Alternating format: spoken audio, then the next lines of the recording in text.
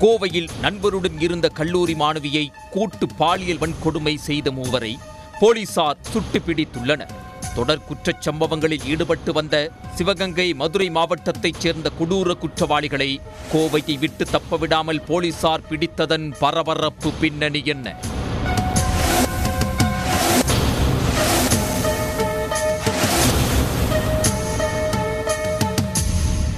கோவை சர்வதேச விமான நிலையம் பின்புறம் பெரும் பரப்பளவில் காலி இடம் உள்ளது. பகல் நேரத்திலேயே அப்பகுதியில் பெரும்பாலும் ஆள் நடமாட்டம் இருக்காது. இந்த இடத்தில் தனியார் கல்லூரி மாணவி மற்றும் அவரது ஆண் நண்பர் இருவரும் நேற்று முன்தினம் இரவு காருக்குள் தனியாக பேசிக் கொண்டிருந்துள்ளனர். அப்போது அந்த பகுதிக்கு 3 பேர் கொண்ட கும்பல் மதுபோதையில் வந்துள்ளது. அவர்கள் காருக்குள் இருவரும் பேசிக் கொண்டிருப்பதை பார்த்ததும் அங்கு சென்று மாணவியிடம் அத்துமீறி உள்ளனர். இதனை தடுக்க முயன்ற ஆண் நண்பரை அவர்கள் கடுமையாக தாக்கியுள்ளனர். ஒரு கட்டத்தில் கல்லூரி மாணவியை அவர்கள் தூக்கிச் செல்ல முயன்றிருக்கின்றனர். அப்போது இருவரும் தப்பிக்க முயற்சித்த நிலையில் கார் கண்ணாடிகளை அந்த கும்பல் அடித்து உடைத்திருக்கிறது. 3 பேர் தாக்கியதில் அந்த ஆண் நண்பர் பலத்த காயமடைந்துள்ளார். இதன்பின் கல்லூரி மாணவியை தூக்கிச் சென்ற போதை கும்பல் மாணவியை கூட்டு பாலியல் வன்கொடுமை செய்துவிட்டு அங்கிருந்து தப்பிச் சென்றது. பின்னர் சுயநினைவு வந்தவுடன் ஆண் நண்பர் காவல்துறையினருக்கு தகவல் அளித்துள்ளார். போலீசார் சம்பவ இடத்திற்கு சென்று படுகாயங்களுடன் கிடந்த ஆண் நண்பரை மீட்டு சிகிச்சைக்காக கோவை அரசு மருத்துவமனைக்கு அனுப்பி வைத்தனர்.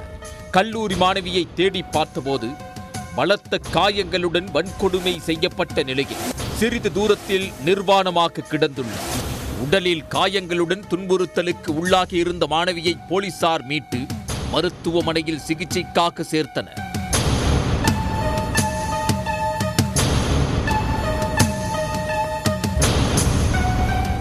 பெரும் அதிர்ச்சியை ஏற்படுத்திய இச்சம்பவத்தில் மாநகர காவல் ஆணையாளர் உத்தரவின் பேரில் 7 தனிப்படைகள் அமைக்கப்பட்டு குற்றவாளிகளை தீவிரமாக தேடி வந்தனர். அப்பகுதியில் உள்ள சிசிடிவி கேமராவில் பதிவான காட்சிகளை சேகரித்து அந்த 3 பேரின் அடையாளங்களை போலீசார் திரட்டினர். மேலும் தடயவியல் துறையினர் உதவியுடன் தடயங்களை கைப்பற்றி பழைய குற்றவாளிகளுடன் ஒப்பிட்டு மூவரின் அடையாளம் காணும் முயற்சியில் ஈடுபட்டனர். இந்நிலையில் கொடூரத்தை அரங்கேற்றிய மூவரும் துடியலூர் அருகே வெள்ளக்கிணறு பகுதியில் பதுங்கி இருப்பதாக காவல்துறையினருக்கு ரகசிய தகவல் கிடைத்தது. இதனைத் தொடர்ந்து அங்கு சென்ற பீளமேடு காவல் நிலைய ஆய்வாளர் அர்ஜுன் தலைமையிலான குழுவினரும் சரவணம்பட்டி காவல் நிலைய ஆய்வாளர் குணசேகர் தலைமையிலான காவல்துறை குழுவினரும் 3 பேரையும் சுற்றி வளைத்தனர். போலீசை பார்த்ததும் மூவரும் அங்கிருந்து தப்ப முயன்றுள்ளனர். அப்போது அவர்களை பிடிக்க முயன்றபோது தலைமை காவலர் சந்திரசேகர் என்பவரை இடது கையில் வெட்டியுள்ளனர். இதனையடுத்து தற்காப்புக்காக துப்பாக்கியால் சுடத் தொடங்கிய காவல்துறையினர் 2 பேரின் 2 கால்களிலும் ஒரு நபரின் ஒரு காலிலும் துப்பாக்கியால் சுட்டனர். காயமடைந்த மூவரும் தப்ப முடியாமல் சம்பவ இடத்திலேயே சுருண்டு விழுந்தனர். சம்பவ இடத்தில் காவல்துறை உயரதிகாரிகள் ஆய்வு மேற்கொண்டனர்.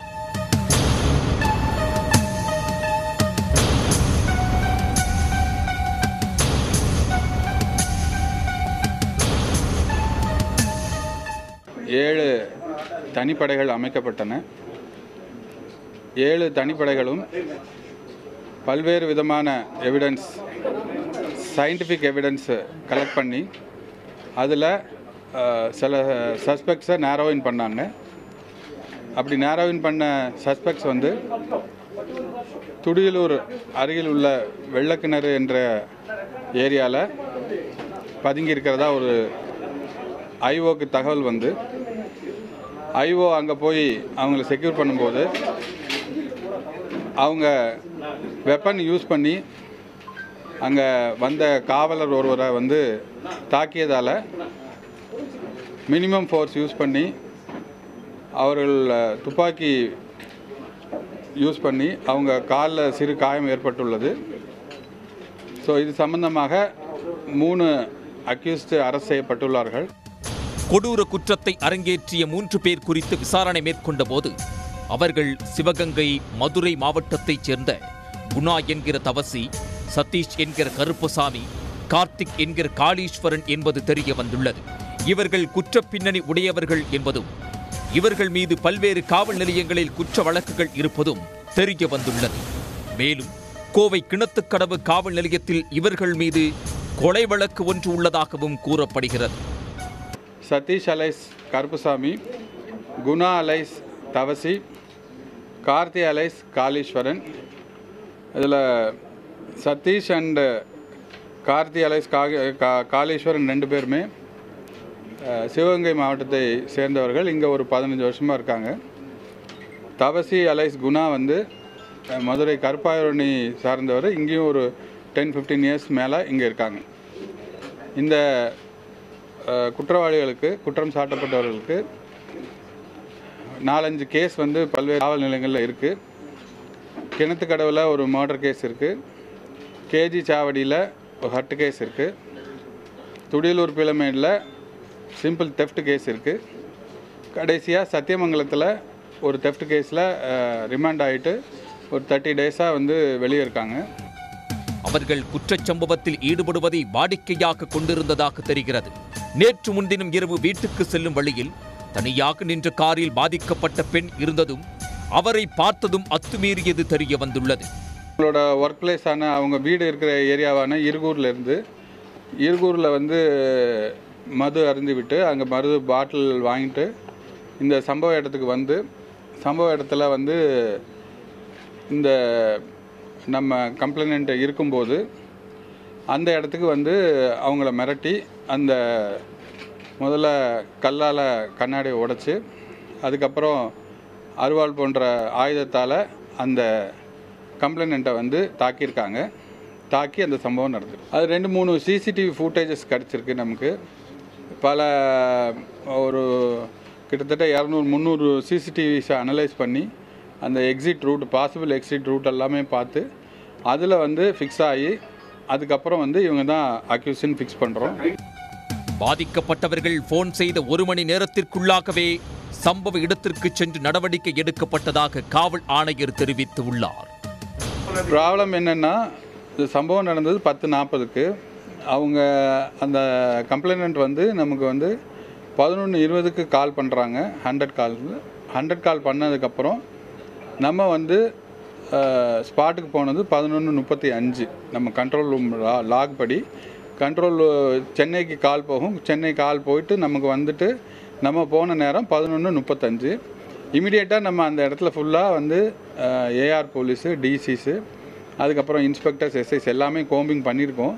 பட் அவங்க ஒரு சின்னதாக ஒரு செவர் மாதிரி இருந்திருக்கு. அதை தாண்டி போய் அந்த சைடில் இருந்ததுனால அது நம்மளோட விசிபிலிட்டிக்கு வரலை. ஏன்னா அந்த ஏரியா ஃபுல்லாக இருட்டு. பக்கத்தில் இருக்கக்கூடிய சிஐடியும், அடுத்து இந்த சைடில் பிஹெச்டியோட ஆர்ட்ஸ் காலேஜோட பேக்கு, அப்புறம் கவர்மெண்ட் பாலிடெக்னிக் பேக்கு, எல்லா இடத்துலையுமே நம்ம போய் தரோவாக கோம்பிங் பண்ணியிருக்கோம். பட் இஷ்யூ என்னென்னா, அது ஒரு ரொம்ப வந்து மறைவான ஒரு இருட்டான இடம். ஸோ அதுலேருந்து இவங்க இந்த பொண்ணு இந்த விக்டிம் வந்து வெளியே வந்ததுக்கப்புறம் இமீடியட்டாக அந்த இடத்துல போலீஸ் இருந்ததுனால தான் இமீடியட்டாக ரெஸ்கியூ பண்ணி நம்ம வந்து கேஎம்சிஹெச்க்கு இனிஷியல் ட்ரீட்மெண்ட் கொடுத்துட்டு now she is under treatment at. காவல் உதவி செயலியை பெண்கள் அனைவரும் போனில் வைத்துக் கொள்ள வேண்டும் என மாநகர ஆணையர் அறிவுறுத்தினார். தமிழ்நாடு கவர்மெண்ட், மாண்புமிகு தமிழ்நாடு முதலமைச்சர் அவர்கள் ஒரு 2 இயர்ஸ் பேக் வந்து நமக்கு காவல் உதவி ஆப்புங்கிறத ஒரு இன்ட்ரடியூஸ் பண்ணாங்க. அது நம்ம எல்லா அவேர்னஸ் மீட்டிங்லேயும் நம்ம எல்லாருக்கும் சொல்லிகிட்ருக்கோம். அதில் ஒரு ஸ்பெஷல் ஃபீச்சர் என்ன இருக்குன்னா, இப்போது இந்த மாதிரி கிரிட்டிக்கலான ஒரு சமயத்தில் நமக்கு ஃபோனை எடுத்து கூட நம்மளால் டயல் பண்ண முடியாத ஒரு சிச்சுவேஷன் வரும். அப்படின்னா அந்த நம்ம மொபைலில் அந்த ஆப் இன்ஸ்டால் பண்ணியிருந்தோம்னா அதை 3 டைம்ஸ் ஷேக் பண்ணாலே போதும். அது எஸ்ஓஎஸ் கால் வந்து கண்ட்ரோல் ரூமுக்கு டேரெக்டாக இங்கே வந்துடும். ஸோ இமீடியட்டாக எஸ்ஓஎஸ் கால் வந்ததுன்னா நம்ம வந்து அங்கே ஏதோ ஒரு சிக்கலான ஒரு தீவிரமான விஷயம் நடந்துகிட்ருக்கு. அதனால் இமீடியட்டாக நம்மளால் அங்கே அனுப்ப முடியும். நீங்கள் 100க்கு கூட கால் பண்ணணுன்னு அவசியம் இல்லை. அந்த மொபைலை வந்து காவல் உதவி ஆப்பை வந்து நீங்கள் 3 தடவை ஷேக் பண்ணாலே போதும். ஷேக் பண்ணாலே அந்த இது வந்துடும். அப்படி ஷேக் பண்ண முடியாட்டாலும் அந்த ஆப் ஜஸ்ட் ஓப்பன் பண்ணி அதை ஓப்பன் பண்ண உடனே ஒரு எஸ்ஓஎஸ் பட்டன் இருக்கும். அதை நீங்கள் ப்ரெஸ் பண்ணிட்டாலே போதும். கால் இமீடியட்டாக நம்ம கண்ட்ரோலுக்கு இங்கே வந்துடும். உடனே வந்து எஸ்ஓஎஸ்னால் அதுக்கு வந்து ட்ரீட்மெண்ட்டே வேறு. இமீடியட்டாக வந்து போலீஸ் ரெஸ்ட் பண்ணிடுவாங்க. பாதிக்கப்பட்ட பெண் குறித்து தவறான தகவல்களை பரப்ப வேண்டாம் என்றும் காவல் ஆணையர் சரவணசுந்தர் கேட்டுக்கொண்டார். ரிக்வெஸ்ட் பீப்புள் ஃப்ரம் டெசிஸ்டிங் இப்போ அவங்களோட வேல்யூ ஜட்ஜ்மெண்ட்ஸ் வந்து பாஸ் பண்ணாமல் இண்டிவிஜுவல்ஸோட ப்ரைவசியை வந்து we have to respect. So இவங்க செஞ்சது ரைட்டா தப்பாங்கிற வேல்யூ ஜட்ஜ்மெண்ட்ஸ் யாரும் பாஸ் பண்ண வேண்டாம். This is their freedom, their thing. அடிக்கடி கோவை பகுதிக்கு வந்து குற்றச்சம்பவங்களில் ஈடுபடுவதை வாடிக்கையாக கொண்டிருந்ததாக தெரிகிறது. அதன்படியே நேற்று முன்தினம் இரவு குற்றச்சம்பவத்தில் ஈடுபட வந்தவர்களிடம் மாணவி சிக்கியது தெரிய வந்துள்ளது.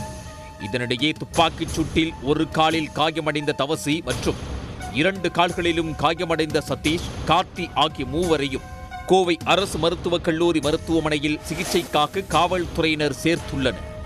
காயம்பட்ட தலைமை காவலர் சந்திரசேகரும் அரசு மருத்துவமனையில் சிகிச்சை பெற்று வருகிறார். அவரை காவல்துறை உயரதிகாரிகள் சந்தித்து நலம் விசாரித்தனர்.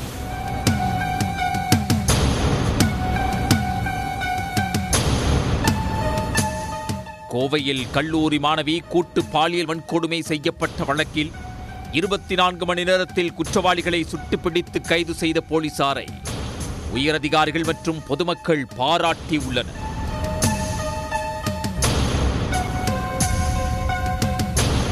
உடனுக்குடன் செய்திகளை தெரிந்து கொள்ள சன் நியூஸ் பெல் ஐகானை கிளிக் பண்ணுங்க.